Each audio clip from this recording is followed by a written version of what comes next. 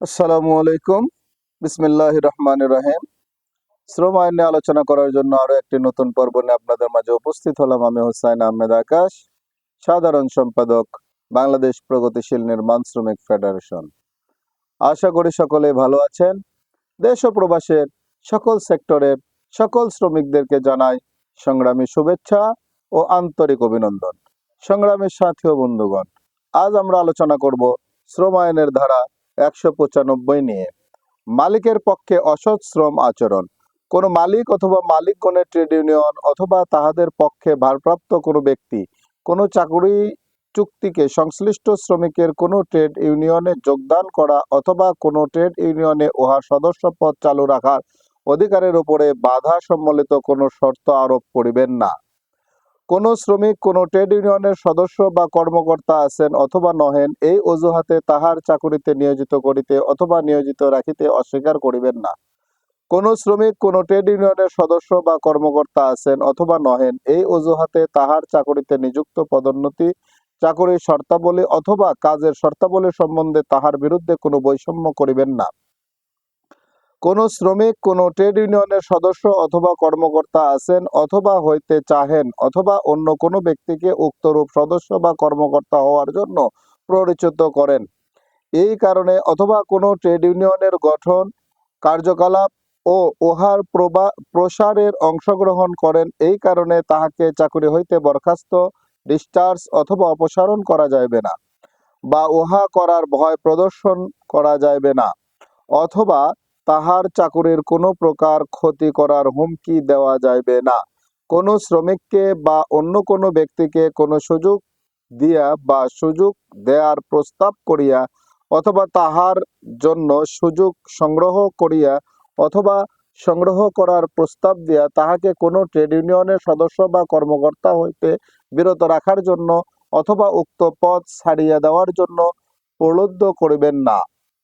ভীতি প্রদর্শন, বল প্রয়োগ, চাপ প্রয়োগ, হুমকি প্রদর্শন, কোনো স্থানে আটক, শারীরিক আঘাত, পানি, শক্তি এবং টেলিফোন সুবিধা বিচ্ছিন্ন করিয়া অথবা অন্য কোনো পন্থা অবলম্বন করিয়া কোনো যৌথ দর কষাকষি প্রতিনিধি কর্মকর্তাকে কোনো চুক্তিতে উপনীত হওয়া অথবা নিষ্পত্তিনামায় দরখাস্ত করার জন্য বাধ্য করিবেন না, বাধ্য করার চেষ্টা করিবেন না।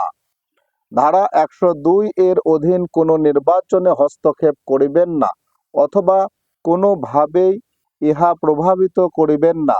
ধারা 211 এর অধীন কোনো ধর্মঘট চলাকালে অথবা অবৈধ নহে এইরূপ কোনো ধর্মঘট চলাকালে কোনো নতুন শ্রমিক নিয়োগ করিবেন না। তবে সালিস যদি এই মর্মে সন্তুষ্ট হন যে কোনো প্রতিষ্ঠানের সম্পন্ন কর্ম বিরতির কারণে উহার যন্ত্রপাতি অথবা অন্য কোনো স্থাপনার ভীষণভাবে ক্ষতিগ্রস্ত হইবার সম্ভাবনা আছে, তাহা হইলে তিনি প্রতিষ্ঠানের যে বিভাগে বা শাখায় অনুরূপ ক্ষতি হইবার সম্ভাবনা আছে সেখানে সীমিত সংখ্যক অস্থায়ী শ্রমিক নিয়োগ করিতে অনুমতি দিতে পারিবেন। অংশগ্রহণকারী কমিটির কোনো সুপারিশ অনুযায়ী ব্যবস্থা গ্রহণ করিতে ইচ্ছাকৃতভাবে ব্যর্থ হইবেন না। কোনো শিল্প বিরোধ সম্পর্কে যৌথ দর কষাকষি প্রতিনিধি কর্তৃক প্রদত্ত কোনো পত্রের উত্তর দিতে ব্যর্থ হইবেন না।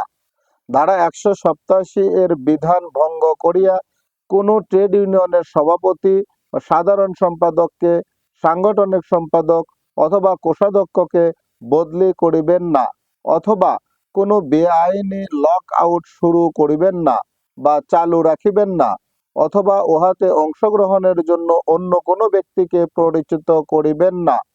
অসৎ শ্রম আচরণ বিষয়ক তদন্ত কার্যক্রম পরিচালনার জন্য সরকার এই ধারার বিধানাবলীর সহিত সামঞ্জস্য রাখিয়া মানসম্পন্ন পরিচালনার পদ্ধতি প্রণয়ন করিবেন। সংগ্রামী সাথী ও বন্ধুগণ, অত্যন্ত গুরুত্বপূর্ণ একটি বিষয় নিয়ে আজ আমরা আলোচনা করলাম। আশা করি সকলেই বুঝতে পেরেছেন।